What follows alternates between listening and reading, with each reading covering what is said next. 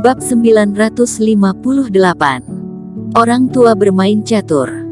Kata-kata Ye Zun segera membuat marah banyak orang, tetapi ketika mereka melihat Ye Zun, mereka semua menoleh dengan rasa takut. Penampilan Ye Zun dengan cara ini juga sangat kuat, membuat banyak orang merasa sedikit takut padanya.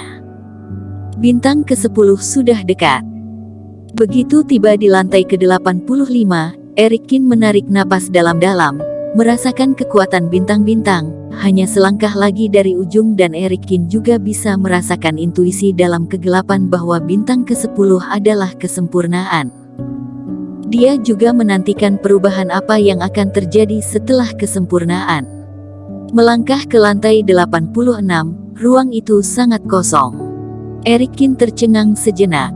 Tiba-tiba, energi hitam terkondensasi di depannya dan segera berubah menjadi dirinya yang lain.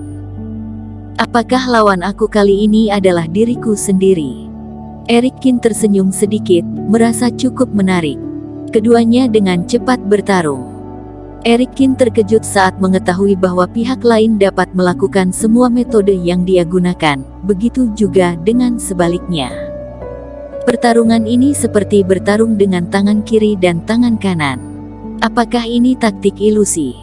Tidak, tapi bagaimana menara Babel ini bisa mengetahui semua ilmu sihir aku? Melawan diri sendiri, Eric Kin merasa segalanya sangat aneh. Lawan tidak bisa membunuh dirinya, tapi dia juga tidak bisa melakukan apapun padanya. Mungkin tujuan dari tingkatan ini bukanlah untuk mengalahkanku, tapi untuk mengulur waktu selama 1 jam dan aku secara alami akan tersingkir. Mata Eric Kin menunjukkan warna yang bijaksana, kemudian dia tersenyum dan berkata, "Aku tidak percaya, kamu bisa melakukan semua trik aku." Bayangan gelap itu diam, tetapi matanya cukup cerah, seolah dia sangat percaya diri. Menyimpan badai pedang, Eric Kin berbalik untuk mengambil palu 10.000 pemurnian. Pupil bayangan hitam menyusut sedikit dan dicocokkan dengan jurus 13 tebasan. Rupanya benar kamu tidak tahu teknik rahasia sebenarnya. Hati Eric Kin tergerak dan menggunakan energi bintang, lalu bayang-bayang itu juga dihadapkan dengan energi bintang. Tapi Eric Kin menyerap semua aura yang ditampilkan oleh pihak lain. Kamu dan aku memiliki nafas yang sama dan aku dapat menyerap energi bintang kamu, tetapi Anda tidak tahu bagaimana menggunakan teknik energi bintang. Mata Eric Kin berkedip mengejek, dan dia terus menyerang dengan energi bintang. Tapi di atas alisnya, cahaya bintang tidak menghilang karena ini, tapi karena menyerap nafas pihak lain, itu menjadi lebih terang. Setelah menyerap semua 9 bintang bayangan hitam, duar. Eric Kin hanya merasa seolah-olah suatu kekuatan telah memecahkan hambatan tertentu. Di tengah alisnya, ketika bintang ke-10 muncul, 10 bintang itu berputar dengan cepat dan mereka secara bertahap berkumpul bersama, membentuk cahaya keemasan. "Kamu sudah datang." Sebuah suara tiba-tiba terdengar di kerohanian Eric Kin. Suara ini terdengar dengan jelas di telinganya, dengan nada telah menghadapi banyak kejadian, seolah-olah dia telah mengalami tahun-tahun tanpa akhir. Suara siapa ini? Eric Kin tercengang sejenak. Kemudian langit menjadi gelap untuk sementara waktu. Dia hanya merasakan kegelapan di depannya, tubuhnya terangkat oleh kekuatan tertentu dan suara gemuruh di telinganya terus berlanjut. Ada kekuatan yang terus-menerus mendorongnya, seolah-olah mengirimnya ke lorong gelap, tanpa objek di depannya dan tanpa akhir. Tidak tahu berapa lama dia telah terbang dalam kegelapan ini. Cahaya kembali muncul di depan mata Eric Kin. Ketika dia berdiri diam, melihat sekeliling, dia menemukan bahwa dia telah datang ke negeri bunga dan burung.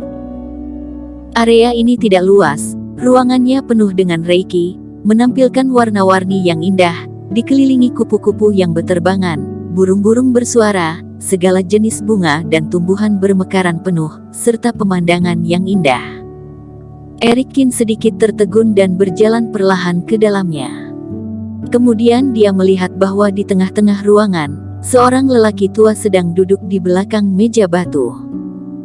Di depannya, ada papan catur dengan bidak catur berwarna hitam putih bening.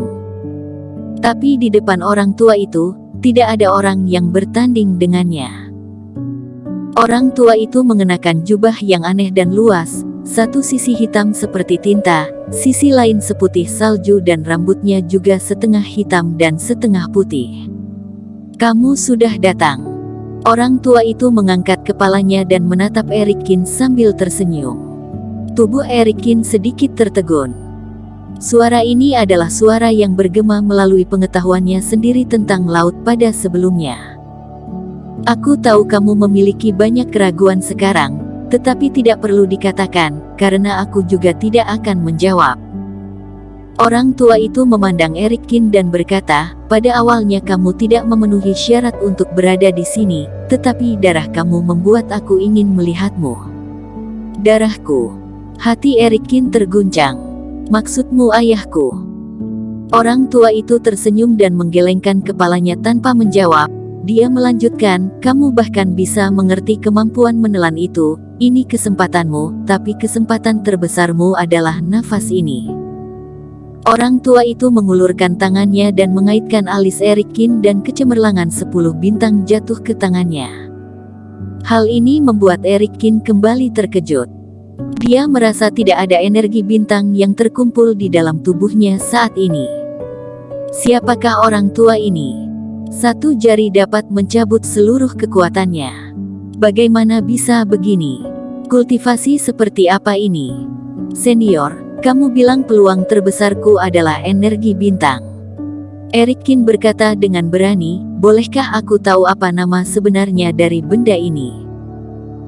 Erikin memiliki pesan yang ditinggalkan oleh ayahnya dan warisan kuno Sekte Wan Lian dalam pikirannya, tetapi dia belum pernah mendengar aura yang begitu kuat dan istimewa di tempat lain di dunia. "Aku bisa menjawab pertanyaan ini. Masuk akal juga bila kalian memanggilnya dengan sebutan energi bintang." Orang tua itu tersenyum dan berkata, "Karena mereka yang menampilkan nafas ini dapat menghancurkan bintang-bintang dan melintasi alam semesta sesuka hati." Hati Erikin bergerak dengan keras dan pikiran yang mengejutkan melintas di benaknya seperti kilat. "Apakah Anda berbicara tentang dewa dalam legenda?" "Benar." Orang tua itu mengangguk setuju. "Nama asli nafas ini adalah energi abadi, roh yang abadi. Aku hanya memiliki alam fase keilahian dan aku dapat memurnikan energi abadi." Erikin tertegun, mulutnya kering dan jantungnya berdetak semakin kencang. Dalam kultivasi alam fase keilahian terdapat beberapa ranah, fase transendensi dan fase penilaian sebelum mereka dapat menghancurkan kekosongan dan fase penilaian dapat melambung. "Dan sebelum aku berlatih ke tahap fase penilaian, apakah aku sudah memiliki energi abadi terlebih dahulu? Karena itulah aku ingin melihatmu." Orang tua itu mengangguk. "Karena aku memiliki kekuatan yang seharusnya tidak aku miliki." Erikin mengerutkan kening. "Tidak, kamu memiliki kekuatan paling kuat di dunia, tapi kamu belum mempertahankan kekuatannya." Orang tua itu menggelengkan kepalanya dan berkata, "Energi abadi dan keabadian adalah kekuatan yang sangat diidam-idamkan oleh semua orang di dunia ini. Jika kamu dengan gegabah menampilkan energi abadi di dunia luar, setelah terbuka, semua yang kuat akan membunuh kamu tanpa memandang wajah mereka. Senior memintaku untuk menyegel energi abadi ini." Erikin sedikit mengernyit.